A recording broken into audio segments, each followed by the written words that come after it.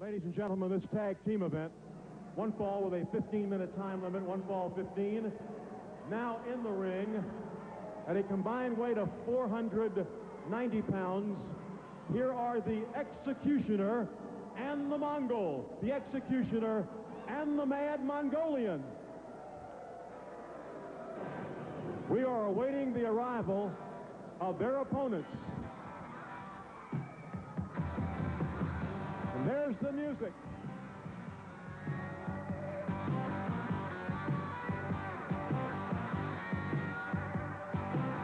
On the day I was born, the nurses all gathered around. They gazed at the wide window. And here they come. Joy they had found. Ladies and gentlemen, their opponents are Steve Armstrong and the Bullet. Steve Armstrong and the Bullet. One fall 15. Bad to the bone. Bad to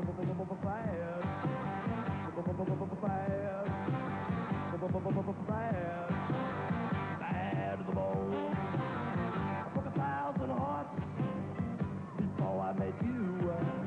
I'll break 1,000 more, baby, before I am through. I want to be yours for the baby. The Bullet and Steve Armstrong going out against El Mongol and the Executioner. One fall Australian tag team match.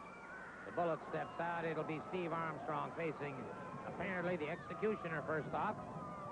Instead, of course, an Australian tag team event.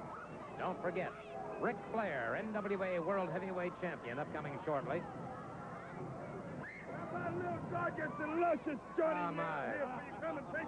All right, the Southeastern Tag Team Champions. Gorgeous Jimmy Golden and luscious Robert Fuller have just joined me. I would assume you're scouting these two men. Well, you know, we don't have to scout too much. We are the champions. They come around scouting us a lot, Gordon. Yeah. But we heard that you was going to want a little Purdy out here during this match. We said, well, I said, Jimmy, let's take some Purdy on out there for Gordon. And here we are. But there'll be a little bit we can talk about. You can see right now Steve Armstrong twisting his arm backwards, which is very well illegal, and you and I both know that, Gordon. That's right. That's exactly right. He's telling you just how the law is laid down, brother, because we know the rules and the regulations. These two punks out here know nothing about wrestling. I'm going to tell you something about that punk Steve Armstrong. His neck is sore. I can tell you that. It's a wonder that he's getting there at all, because I darn near broke his neck when I dropped him in that pile driver, and his old man ain't any better. Well, that's the Bullet out there with Steve Armstrong. Gordon, you got two guys out there on one. I seen him spin his arm one way and turn it around, spin it illegally the back way. They didn't hardly get it done till you saw Bob Armstrong, the Bullet, inflict an illegal karate chop on the man's chest. Hit him and could have hit him right in the throat. You can see him in the other corner. That could cross his life, end his career right there. That's an illegal blow. You and I both know it, Gordon. Paul Nelson now on the El Mongol, and well, are these referees, man? They don't know the difference in judo and karate and wrestling out there. You're supposed to stop this judo right now. Well, Mr. Fuller is very upset over the way this match is progressing, but I would say that Steve Armstrong and the Bullet are looking extremely well at this time. They ain't looking worth nothing, I'm going to tell you that. If they had some competition in there, if they had the luscious one and the gorgeous one in there, they'd be losing to nothing right now, brother. They would be losing from the beginning of the bell to the end like they always have, and you're looking and talking to the real champions, brother. Well, these gentlemen are indeed the Southeastern Tag Team Champions, but I don't notice you in the ring with them. I notice El Mongol and the Executioner. Well, you got this nice Mongolian boy, and you got this masked guy in there trying to get his career kicked off with two of these hooligans, backstabbers, like a man's got to wear a mask like this Bullet, and that punk son that goes around with him backstabbing every chance he gets to, Gordon. Right now, I'll tell you, it's easy to stand here and talk about a cheater and look at the man like the Bullet in the ring.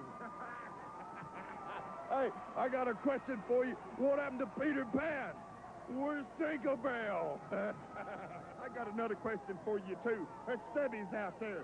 I'm talking about not Jerry Stubbs, but that Stubby. That boy calls himself now the Continental Champion. Big mouth, mystical Kevin Sullivan. He's fixed to mystic himself right into a big problem because nobody comes out here like he did last week and run us down and bring a goon team like that in the area when they know who the men are. Kevin knows who the men are here. Does he have to bring these goons in here face to face with us? Well, he's talking about, of course, the New Guinea Headhunters, who are two of the most awesome competitors that I've seen in action for a long time. Beautiful chop. Beautiful chop into the throat. Illegal blows like that, Gordon? What do you call it? That's an illegal karate move. He uses it all the time, and the only time it's not successful is when he's in the ring with us. You know, Mr. Golden, having watched your career for a number of years, I find it rather interesting that you would be so critical of somebody else. I'm going to tell you something. When you see something good, you point it out. When you see something bad, you point it out. You've been doing it for years, Mr. Soley. Why don't you just face it that me and Mr. Fuller are the best two men here? Look at that. Have you ever seen such illegal moves in all your life? Well, I'll tell you what, there you see. They raised their hand when you seen them double teamed just clear night and day, Gordon Soley. What kind of place is Birmingham, Alabama, anyway? Well, I don't know, but you've got two winners there in the Bullet and in Steve Armstrong. No question about that.